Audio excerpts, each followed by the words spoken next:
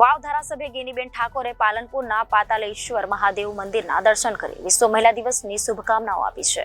ગેનીબેન ઠાકોરે કહ્યું કે વિધાનસભાની ચૂંટણીની શરૂઆત પાતાળેશ્વર મહાદેવથી કરી હતી અને લોકસભાની ચૂંટણીની શરૂઆત પણ મહાદેવના આશીર્વાદથી અને મતદારોના આશીર્વાદથી લોકસભા લડીશ। પક્ષની જરૂરિયાત હોય અને તે સમયે પક્ષ છોડીને જનારા વ્યક્તિઓ સ્વાર્થી છે, ડર, લોભ અને લાલચી જાય છે। સામ દામ દંડની રાજનીતિ સામે બહુ ઓછા લોકો ટકી શકતા હોય છે। પક્ષ દ્વારા ઘણું બધું અપાયું હોય, ભોગાવ્યું હોય અને એ લોકો પક્ષને છોડીને જતા હોય ત્યારે લોકો પર અસર અવળી પડે છે। વ્યક્તિગત સ્વાર્થ માટે પક્ષ પલટો કરતા હોય તેને લોકો સબક શીખવાડે છે। ભાજપ કેડર બે જ પાર્ટીની વાત કરે છે, પરંતુ કેડર જેવું કંઈ છે નહીં। ભાજપમાં ભાજપનું કોઈ ઓરિજિનલ છે જ નહીં। કોંગ્રેસ વગર વહીવટ કરી શકે તેમ નથી। દેવના દેવ મહાદેવજીના આશીર્વાદ એ મેં કીધું એમ તમામ ઉપર રહે, એમાં તમામમાં અમે પણ આવી ગયા।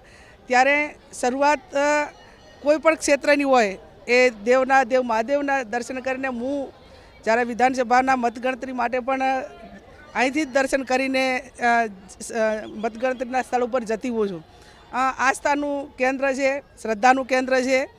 એટલે ચૂંટણી એક લોકશાહીનો ભાગ છે અને લોકશાહીના ભાગરૂપે જે પાર્ટી અને જિલ્લાના લોકો જે કંઈ ઈચ્છા વ્યક્ત કરે, કાર્યકરો એની જે કંઈ વાત છે એ મૂકે અને મોવડી મંડળ જે કાંઈ નિર્ણય લેશે કે બેન તમારે ચૂંટણી લડવાની છે તો મહાદેવજીના આશીર્વાદથી અને જનતાના આશીર્વાદથી 100% ચૂંટણી લડીશું।